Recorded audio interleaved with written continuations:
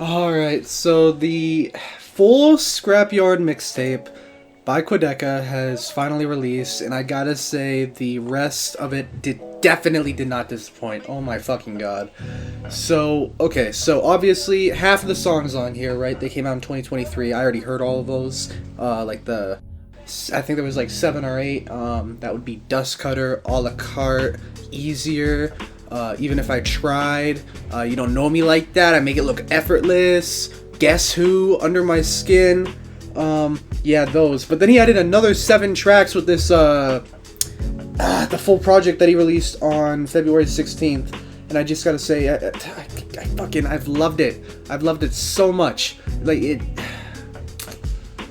I'm definitely fanboying a little bit over it, but I mean, it is just like it is so awesome to see like this level of progression from him, especially since I've been listening to him since like the voice memo days, back in like 2017, 2018, something like that. But it's awesome. I'm gonna break down some of the songs here a little bit. I'm really excited about it right now, so I wanted to say this. Ta-da! So, as a fan of Quadeca and as a fan of music in general, I'm not gonna say like particular genres because I feel like if I if I like it the way it sounds, I'm gonna like it. I don't care what the genre is, whatever. Looking at the first couple of songs that came out on the Scrapyard thing, which I already listed beforehand, but I'm gonna do it again because I want to. Even if I tried Dust Cutter, Under My Skin, I make it look effortless, Easier, Guess Who, A La Carte, and You Don't Know Me Like That. Yeah, they're great. I love them. I really wanted to do like a reaction type thing for all the newer songs, but I didn't want to wait to listen to them. And when I listen to music, it's more of like a personal experience for myself anyway. So I'm not really trying to put all that out there yet. But some of my standouts were Dust Cutter is a really good song. It took me a while to kind of like understand truly what was going on in it with the lyrics and everything, but it is definitely one of my favorites on the entire project now. I really like the or however that like line goes in the background. Like it's just yeah, that I don't know. The entire thing about Dust Cutter is just like really cool to me personally. But besides that, Even If I Tried is also a really good track. Like, there's not really a track on here that I would say is bad, personally. Like, the worst one, in my opinion, is I Make It Look Effortless, which on its own is just kind of like a wah, blah, blah, kind of a short song, not really developed, but with its placement on the project as a whole is like an interlude in the middle, which I assume that's what it's meant to be. It actually helps it out a lot. And Scrapyard itself being like a mixtape instead of an album, it's still set up a lot better than a lot of actual albums that are being put out. Like it's a lot more cohesive than a lot of albums, if that makes sense. Like there's a clear beginning with Dust Cutter and a clear end with Texas Blue. I'm not trying to talk about Texas Blue right now because that's in the second half, but like I don't know, it's hard to talk about because I love this music so much, and I watched like 4 or 5 different reviewers like go over their thoughts about this album in particular because I wanted to really like understand my own thought process by hearing how other people described it themselves. Something about me that kind of sucks is I'm really bad at like communicating how I feel and how an album makes me feel, but when other people can like put it into words, I can kind of associate with that more. But when I'm looking at these songs right now, A La Carte is definitely a breakout, like a standout track from this album as well. I didn't like it on my first listen, but after a couple listens, I grew on like the little imperfect vocals and whatnot that he has, and the little things that he does in that. Besides that, Easier is one of my favorite tracks of 2023 all around.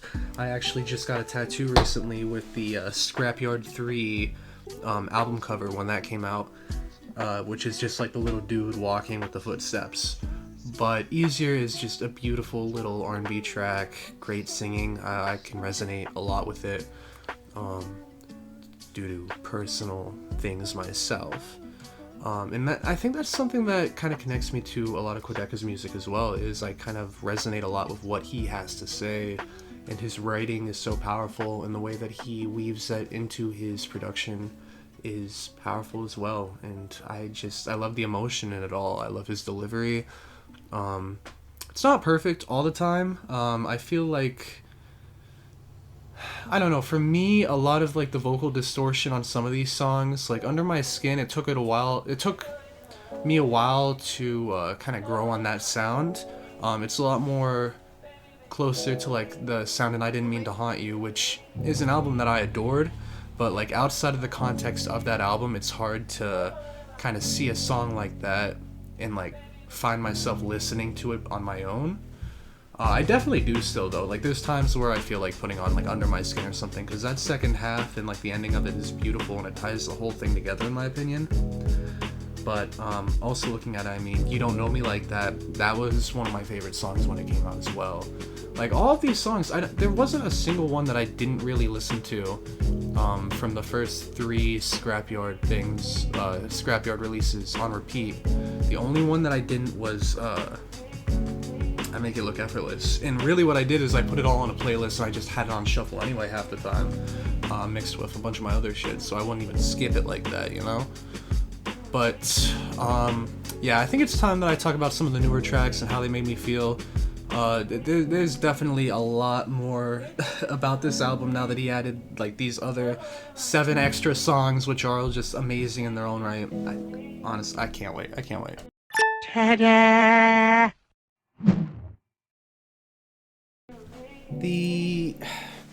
So what I will kind of describe as Scrapyard 4 and 5, even though they're just the rest of the songs that released here on the end of the actual Scrapyard project, they are all like really emotionally touching to me. Pretty Privilege, What's It to 'Em, Being Yourself, You Tried That Thing Where You're Human, Guide Dog, Texas Blue, and Way Too Many Friends.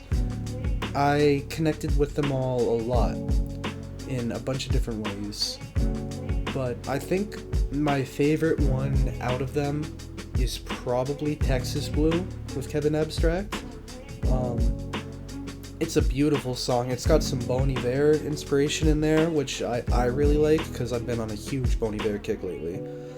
And just like for the entire album too, like the instrumentation is just so lush and dense. Like there's just so much going on in every song, but it doesn't sound like it's like randomly thrown together. Like he obviously took time to make sure that this sounds great, and that's a skill that he has that I've loved to see progress over the last couple of years. But Texas Blue, it's a beautiful like little ballad song that he has on the end of here. Very folky, very just emo, beautiful.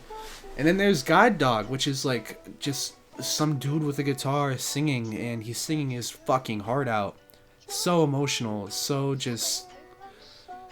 Guide Dog got to me a lot too. A lot of these songs are very vulnerable too. Like I didn't talk about that with the first couple of songs on the album, like 1 through 3. But A La Carte, You Don't Know Me Like That, all of them, they're just vulnerable songs, except for like maybe Guess Who and Even If I Tried. Like those are some of the more like cockier, like bombastic, energetic ones. But I mean, Way Too Many Friends, like the struggle of like trying to keep up with everybody and everything, and feeling like you like disappoint people because you can't show them the time that they feel like they're deserved, or you feel like they deserve even.